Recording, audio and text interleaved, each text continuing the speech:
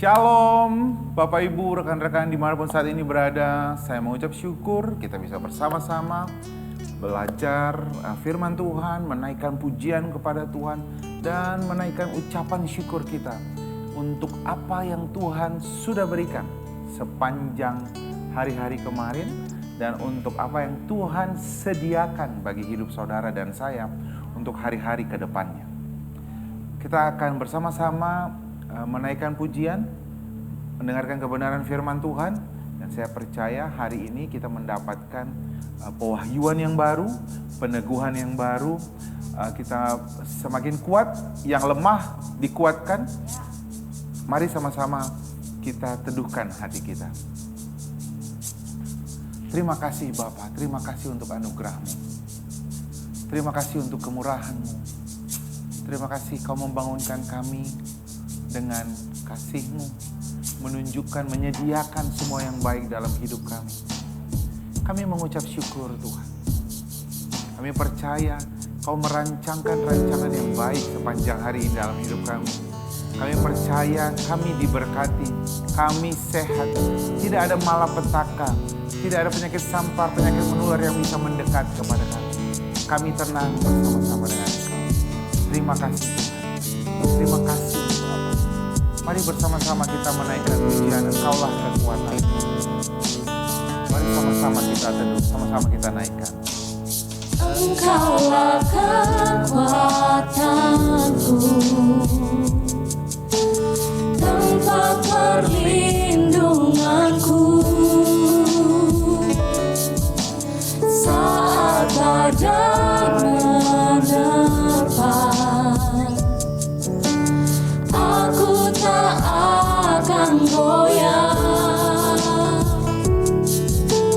aku tak akan goyah, sebab Kau sertaku.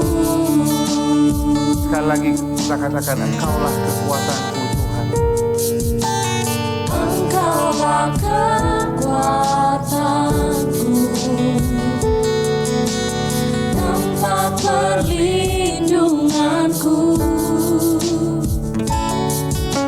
saat badai menerpa, Kami tak akan goyah. aku tak akan goyah, Kami tak goyah. aku tak akan goyah, sebab Kau sertaku.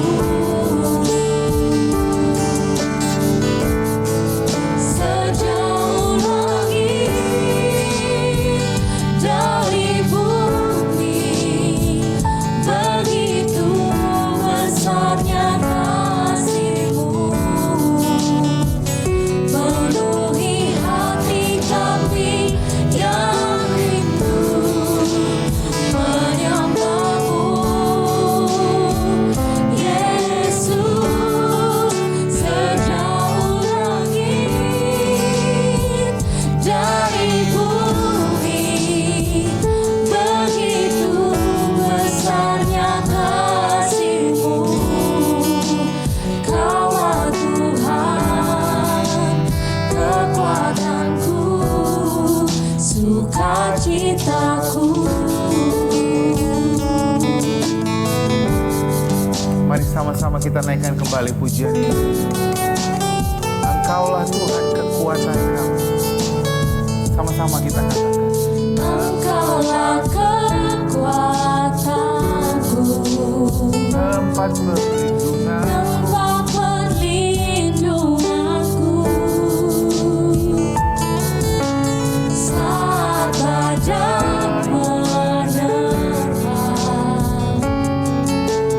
aku tak akan goyah, aku tak akan goyah, sebab Kau sertaku.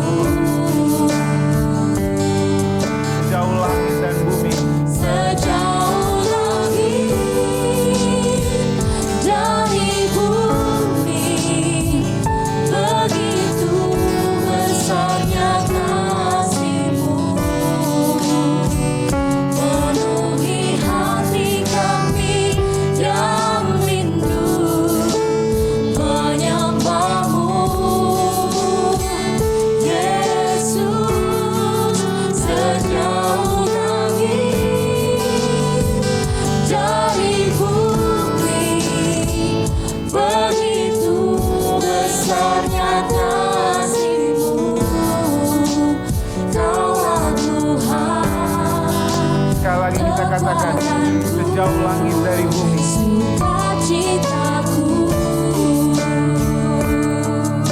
Oh, sejauh langit dari bumi, begitu besarnya kasih-Mu, penuhi hati kami yang rindu menyembah-Mu, Yesus. Sejauh langit dari bumi, begitu besarnya kasih-Mu, Kaulah Tuhan, kekuatanku, sukacitaku. Kaulah Tuhan, Kaulah Tuhan, tempat kekuatan kami. Tak ada tempat yang lebih baik selain datang kepada Engkau, Tuhan, bersekutu dengan Engkau, disegarkan dengan kasih. Terima kasih Tuhan, terima kasih Bapa, terima kasih Tuhan. Jalan-jalan-Mu tak terselami, kemurahan-Mu, kebaikan-Mu di luar apa yang kami dapat bayangkan. Terima kasih Tuhan, terima kasih Bapa, terima kasih. Kami mau menaikkan ucapan syukur kami Tuhan kepada Engkau. Terima kasih Bapa, terima kasih Tuhan. Mari sama-sama kita katakan, Kau tunjukkan kasih setia-Mu Tuhan. Terima kasih Tuhan. Sama-sama kita katakan, Kau tunjukkan kasih setiamu, Kau menyediakan yang ku perlu. Kau setia, Kau mulia, dulu, sekarang, dan selamanya. Kau tunjukkan Kau tunjukkan kasih setiamu, Kau menyediakan yang ku perlu. Kau setia, Kau mulia, Bapa, Kau setia. Mari kita nyanyikan lagu ini kembali dari awal. Bapa, Kau setia. Bapa, Kau mulia. Tenanglah jiwaku, aman bersama-Mu. Lebih dari harta, Kaulah segalanya. Tenanglah jiwaku dalam hadirat-Mu.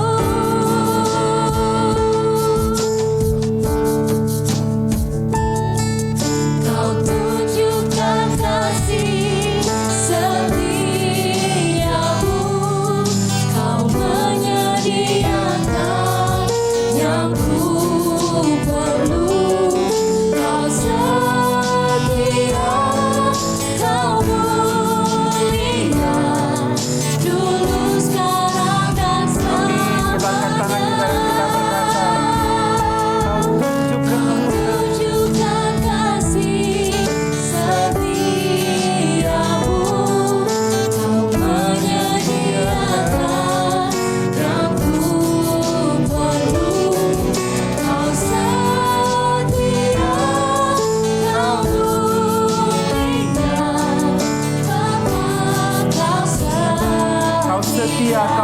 Ya Bapa, Kau setia. Kau setia, Kau mulia, Bapa, Kau setia. Kau setia, Kau mulia. Kau setia, Kau mulia, Bapa, Kau setia. Terima kasih Tuhan. Terima kasih Bapa. Kami mengucap syukur Tuhan. Terima kasih Tuhan. Terima kasih Bapa, kami dapat menyembah, memuliakan Engkau, meninggikan Engkau Tuhan.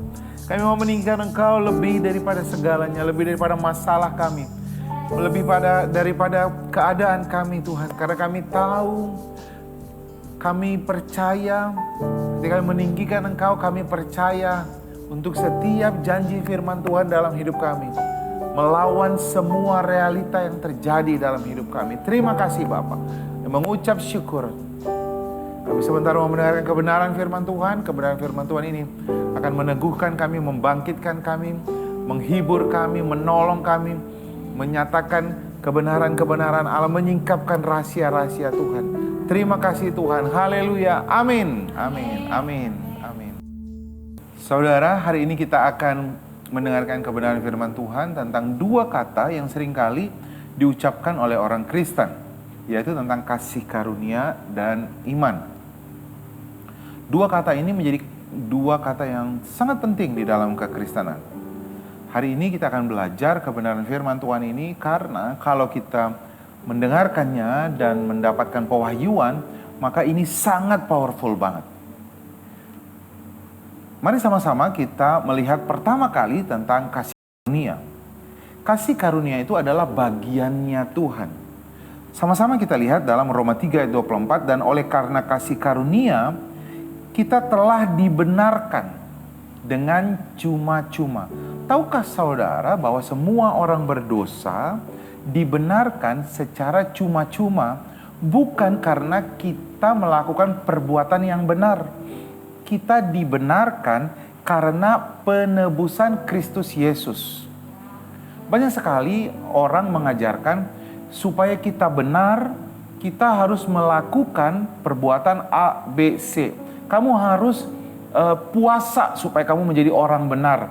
Kamu harus melakukan, memberikan persembahan, mengorbankan ini supaya kamu dibenarkan. Kamu kudus, harus terlebih dahulu supaya kudus melakukan puasa, rajin memberi, dan sebagainya dan sebagainya. Padahal kita dibenarkan, kita dikuduskan melalui penebusan Kristus Yesus. Dan itu diberikan kepada kita cuma-cuma. Kata cuma-cuma itu berasal dari bahasa aslinya, dari bahasa Gerika, yaitu dorean. Dorean itu artinya selain freely, artinya pemberian yang cuma-cuma, bukan karena ada perbuatan yang kita lakukan, tetapi juga kata dorean itu adalah undeserved, yang perbuatan yang tidak selayaknya. Kenapa dikatakan tidak selayaknya? Karena kasih karunia itu diberikan kepada orang yang berdosa, orang yang tidak layak untuk menerimanya. Bayangkan, dibenarkan tetapi orang itu orang jahat. Buktinya apa? Seorang yang di sebelah Tuhan Yesus pada waktu dia disalibkan, ada dua orang penjahat, yang di sebelah tidak percaya, yang di sebelahnya lagi percaya kepada Tuhan Yesus, dan dia berkata, jikalau hari ini kau bersama-sama dengan Allah di Firdaus, aku ada di sana ya. Kira-kira begitu ya. Jangan lupakan aku. Dan tahukah saudara, saat itu juga Tuhan berkata, hari ini juga kau bersama-sama dengan aku di Firdaus. Pada waktu Tuhan Yesus mati, di hari yang sama, dia juga membawa orang ini bersama-sama dengan Tuhan Yesus ke Firdaus. Padahal orang yang di sebelah Tuhan Yesus ini penjahat juga. Pembunuh dan pemberontak, dikatakan seperti itu oleh Alkitab. Orang ini penjahat besar. Kenapa dia bisa masuk surga? Kalau berdasarkan perbuatannya, tidak layak. Tetapi dia mendapatkan kebaikan Tuhan, kasih Tuhan. Itu yang disebut dengan pembenaran oleh iman, melalui penebusan Kristus di kayu salib. Jadi bukan karena perbuatan. Kalau berdasarkan perbuatan, orang jahat yang di sebelah Tuhan Yesus ini tidak layak. Dikatakan juga dalam Efesus 2 ayat 8 dan 9, sebab karena kasih karunia, kamu diselamatkan oleh iman, bukan hasil usahamu. Highlight dengan jelas. Jadi kita dibenarkan, diselamatkan, bukan hasil usahamu. Tapi itu pemberian Allah. Pemberian yang mana? Cuma-cuma tadi, dorean tadi. Itu bukan hasil pekerjaanmu, dikatakan ayat 9. Jadi jangan ada orang yang bermegahkan diri. Ada banyak orang, ada banyak ajaran yang mengatakan bahwa kamu layak kalau kamu terlebih dahulu baca Alkitab, hafal Alkitab. Kalau kamu tidak jatuh di dalam dosa, baru kamu layak. No. Bukan karena perbuatanmu, tapi semata-mata karena kebaikan Bapa. Firman Tuhan katakan, karena begitu besar kasih Allah akan dunia ini, dia memberikan anaknya yang tunggal. Jadi apa yang menggerakkan Tuhan supaya saudara menerima kelayakan ini? Karena kasihnya. Firman Tuhan katakan 1 Yohanes 4 ayat 8, karena Allah itu sendiri adalah kasih. Dia tidak mau satu orang pun binasa. Dia mau semua orang masuk ke dalam kerajaan surga. Itu sebabnya dia memberikan keselamatan, kebenaran, kekudusan itu freely, cuma-cuma. Kenapa semuanya itu diberikan? Karena Allah itu kudus. Tidak ada yang bisa sampai kepada Bapa tanpa kekudusan. Jadi Tuhan memberikan kekudusan itu freely, cuma-cuma. Tapi itu yang disebut dengan kasih karunia. Tapi, nah ini dia tapinya. Respon kita adalah menerima kasih karunia itu. Kasih karunia adalah pemberian Bapa. Tapi iman adalah respon manusia. Allah memberikan kasihnya, keselamatan. Respon kita apa? Firman Tuhan katakan, Yohanes 3, karena begitu besar kasih Allah akan dunia ini, sehingga ia mengaruniakan anak yang tunggal, supaya setiap orang yang percaya. Jadi respon kita adalah apa? Percaya. Iman itu adalah respon kita. Kalau saya bisa menggambarkannya, iman itu adalah tangan rohani yang mengambil semua yang Tuhan karuniakan. Keselamatan, berkat, kesembuhan, itu semua sudah dikaruniakan di kayu salib. Firman Tuhan katakan, dia mati di kayu salib supaya kita yang berdosa diselamatkan. Dia mati di kayu salib, dipukul dan meninggalkan bilur-bilur, 1 Petrus 2 ayat 24, supaya oleh bilur-bilurnya kita telah sembuh. Jadi peristiwa penyembuhan itu sudah dilakukan 2000 tahun yang lalu. Peristiwa keselamatan itu sudah dilakukan 2000 tahun yang lalu. Jadi kalau kita masih memintanya sekarang, Tuhan tolong sembuhkan aku, kamu salah alamat. Tuhan sudah memberikannya. Kalau Tuhan sudah memberikan, kenapa saya masih belum sembuh juga? Kita harus mengambilnya oleh iman.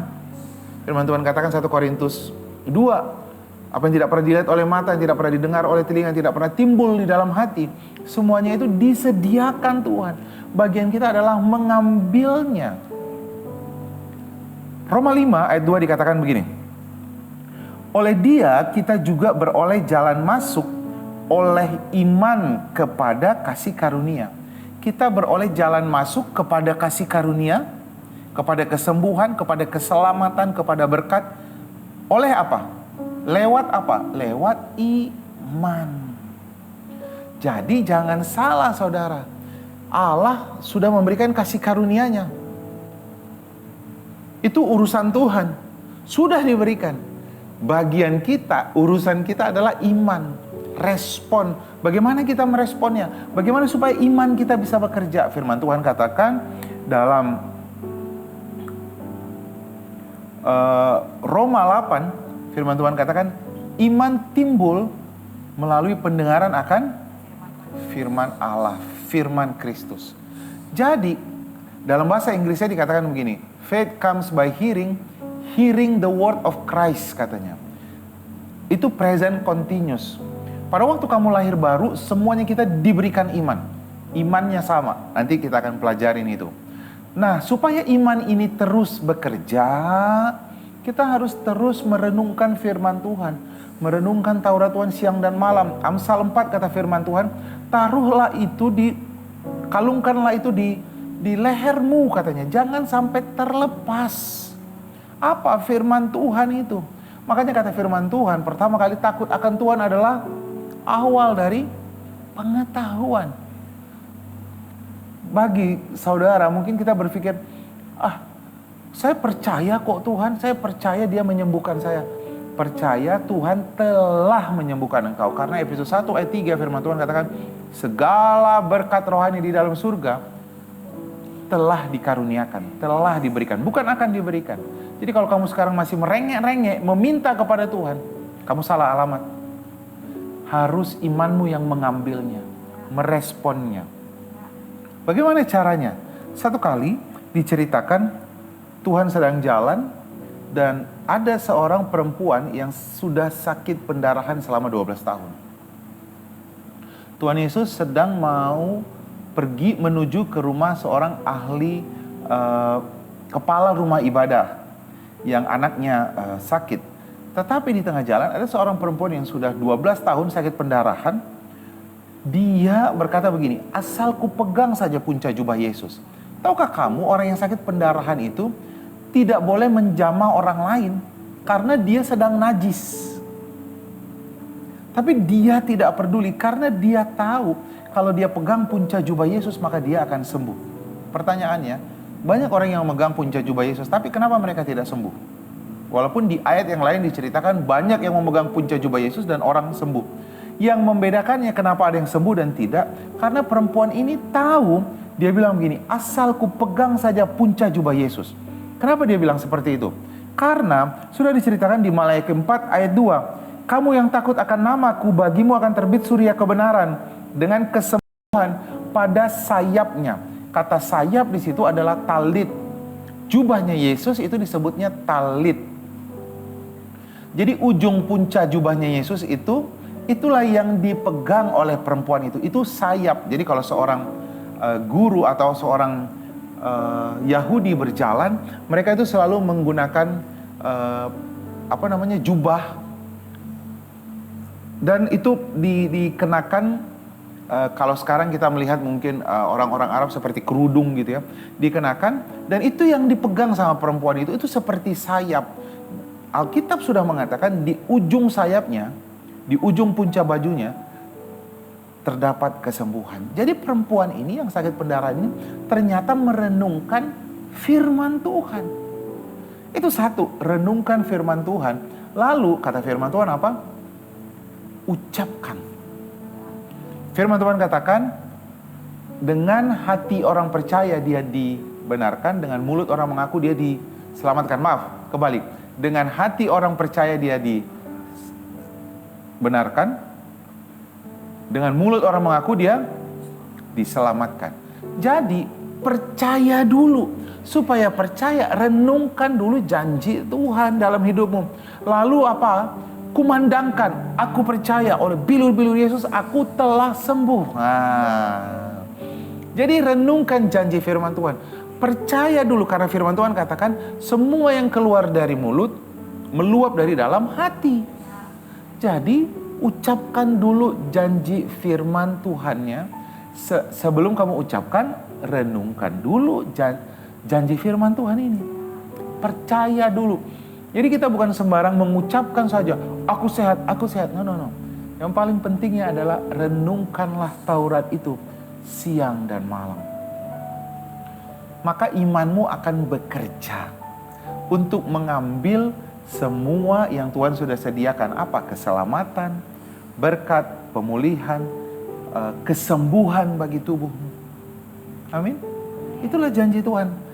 Jadi kita dapat membedakan kasih karunia dan iman. Kasih karunia adalah pemberian Allah, dan itu diberikan kepada semua orang.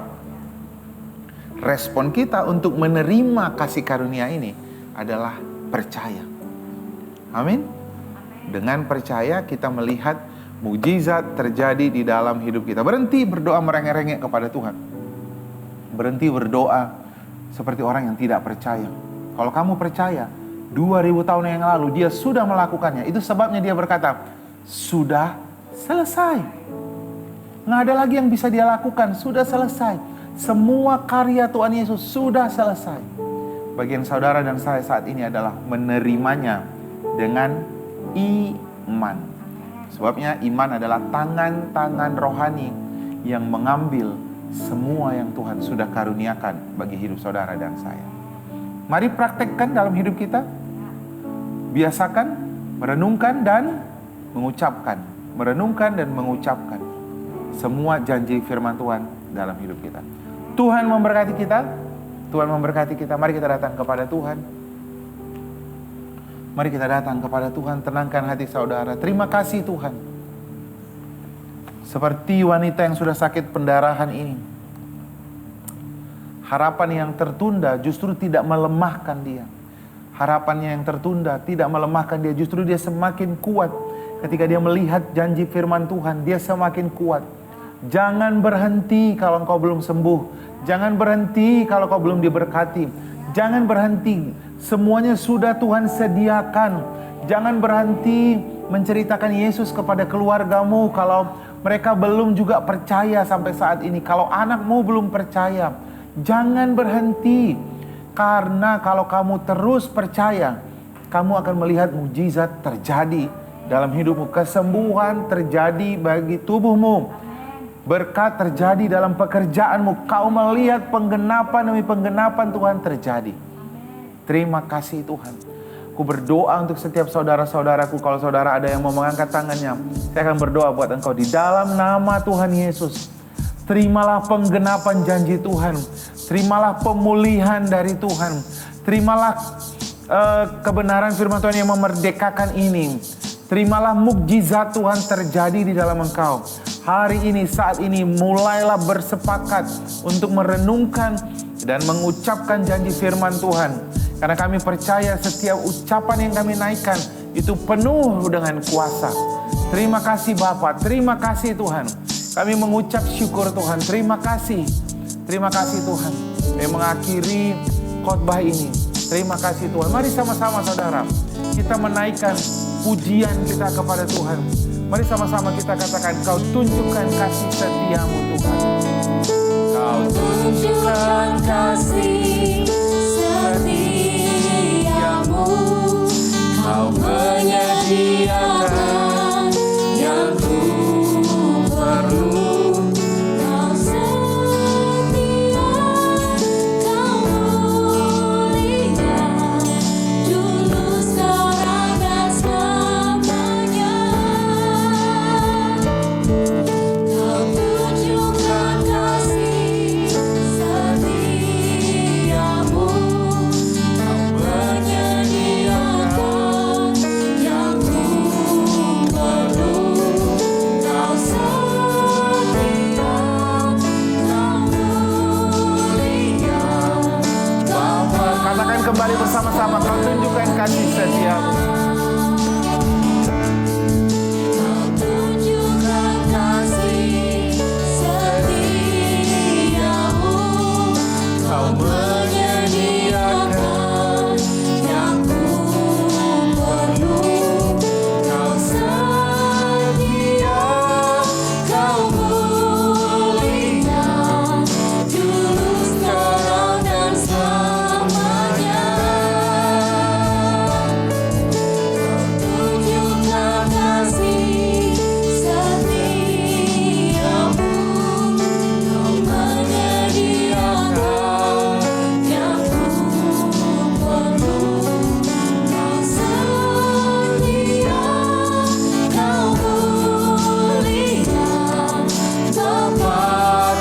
Kau setia, Kau mulia, Bapa. Kau setia, Kau mulia. Bapa, Kau setia. Kau setia, Kau mulia, Bapa. Sekali lagi kita katakan, Bapa, Kau setia, Kau mulia. Kau setia, Kau mulia, Bapa, Kau setia. Terima kasih Tuhan, terima kasih. Kami meninggikan Engkau, kami memuliakan Engkau. Kami menaruhkan harapan kami di dalam setiap janji firman Tuhan. Karena berharap kepada Engkau, kami tidak akan pernah dikecewakan. Terima kasih Tuhan. Kami sambut hari ini dengan kekuatan yang baru. Kami sambut hari ini dengan kemenangan. Kami sambut hari ini dengan pengharapan yang baru. Kami diberkati, kami sehat, kami kuat, kami dipulihkan, keluarga kami baik. Tidak ada penyakit sampar, penyakit penular yang bisa mendekat kepada kami. Tidak ada tulah yang bisa datang kepada kami. Hari ini kami berjalan dalam terang kasih Tuhan.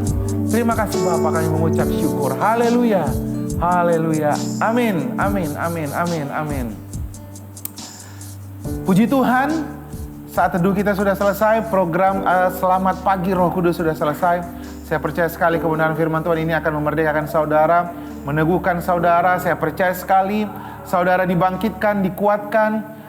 Bagi saudara punya beban doa, kirimkan beban saudara, beban doa saudara. Kami akan berdoa, kita akan berdoa bersama-sama. Saudara akan melihat mukjizat terjadi dalam hidupmu. Mari terus ikuti program Selamat Pagi Roh Kudus ini di hari Selasa dan di hari Kamis. Tuhan Yesus memberkati. Shalom.